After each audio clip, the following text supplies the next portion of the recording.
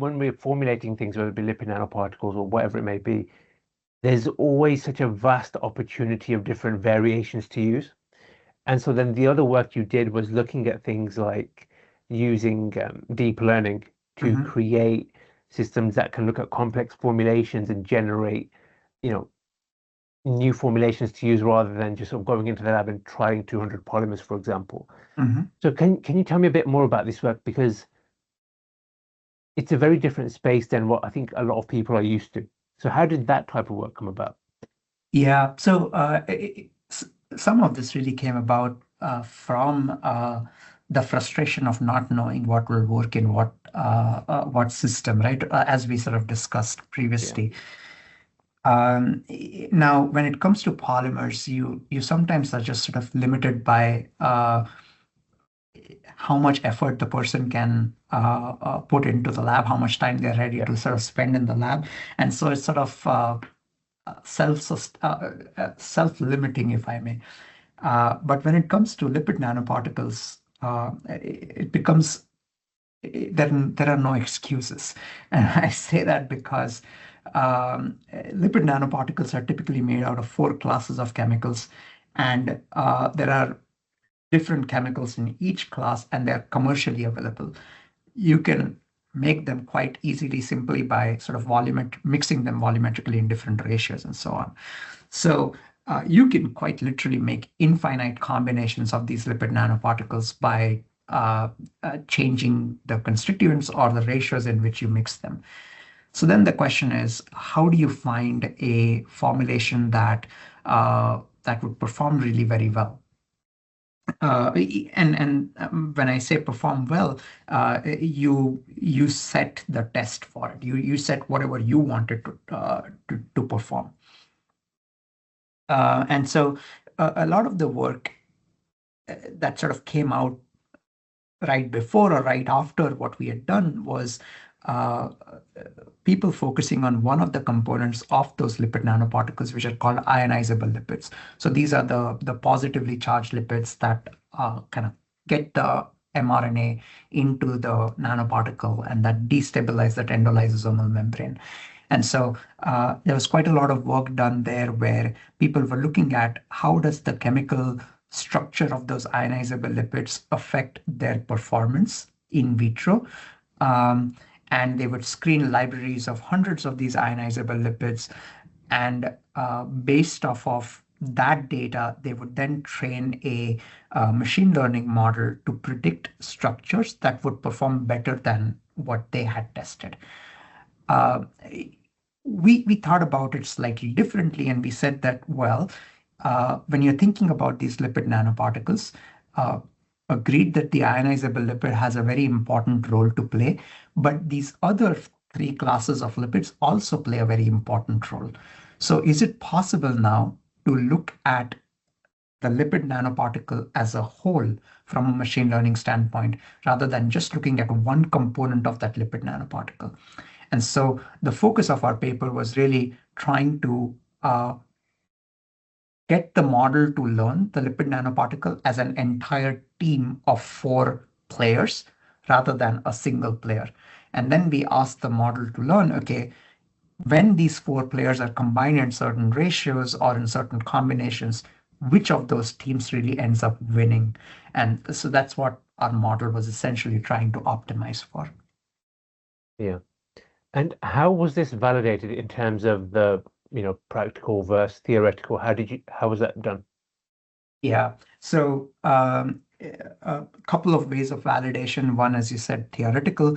The idea there was that so in that particular paper, we really looked at 3,000 formulations. And so we upped our game from 200 polymers to 3,000 this time. Uh, and in this case, we fed the model about 80% of those formulations. And so we told it what specific components they had, what ratios they were in, and then what was the performance of these formulations, right? So it has these two things sort of fed into it. And it learns to correlate the composition of the formulation with their performance. So it learns to do that over the course of these 80 80% of that data set of those 3,000 formulations. After it's trained to do that, we ask it to predict 10% or 20% of the formulations that it has never seen, but we already have data for. And we see how good it is at predicting those 20% that we have not shown it. So that's sort of the theoretical bit of the validation. But the interesting part comes when we ask it to predict things that neither the model nor we have seen, right? And so we ask it, okay, from what you have learned, can you tell us what combinations that we have not tested would perform very well, right? And so based on what it tells us, then we go back and experimentally test those formulations out. Now we have had sort of varying success with it in that if we pick formulations that are somewhat similar to what we have already tested, the model has good ability to predict those, right?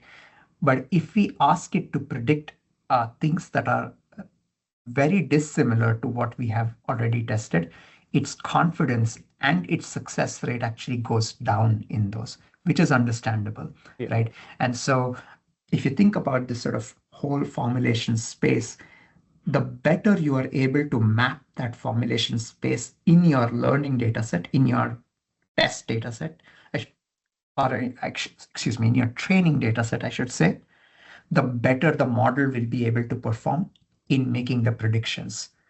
If you look at a very small area of that formulation space, your model is not going to train very well then.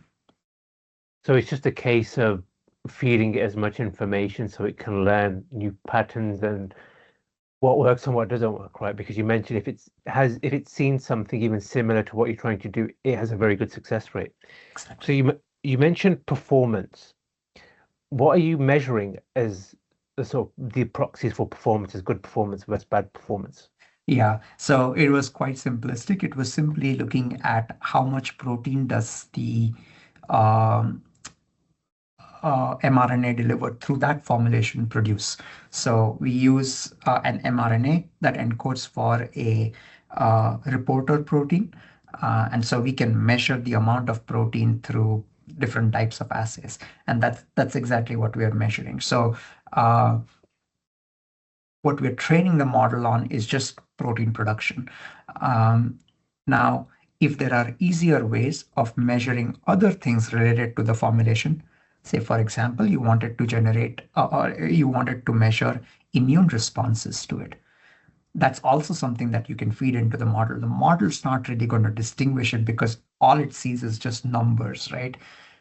But what we are limited by is the throughput with which you can measure more complicated things like immune response, say toxicity, or gene expression in some cells in response to your nanoparticles, right? Protein expression is a relatively easy measure, and we can measure it for 3,000 formulations with something like a plate reader. So that's the nuance. It's not the limitation is not the model. The limitation is our capacity to produce the learning data set for the model. Yeah, that makes sense because I guess the model can easily read through the data sets, but for scientists to go and measure cytokines or inflammatory responses, it's a big ask and it's a lot of time to invest. So measuring something like mRNA delivered or expressed is a lot easier than exactly everything else you've mentioned. Okay, and when you measured, this was only in vitro, right? Only in cell models you've tested so far, not in animals or anything like that. The model was trained and validated in vitro, but then with our top sort of hits in vitro, we performed one study in vivo too, and we confirmed that those formulations were able to perform better than the ones that are commercially used for mRNA delivery in vivo. Okay, I see. Okay. Well, that was the main thing that I was really interested in, was the sort of relationship between what you theorized and what was actually measured within the lab, because it's a very interesting space to be in, and it's been sort of every graduate student's nightmare is having to go through iterations and iterations of a polymer or a lipid. Yeah, but I should tell you that we the way we have set this up right now, the problem that we have addressed to some extent here is how do we predict things in vitro, right? But I think the bigger question still remains of if something works in vitro, will it work in vivo?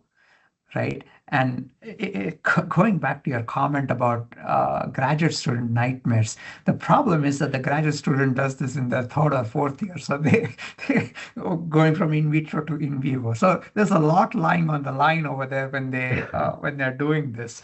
So we haven't addressed that issue in this particular setting. There are others that sort of have rightly focused on developing assays that can measure protein production in vivo at throughputs that we do used in vitro.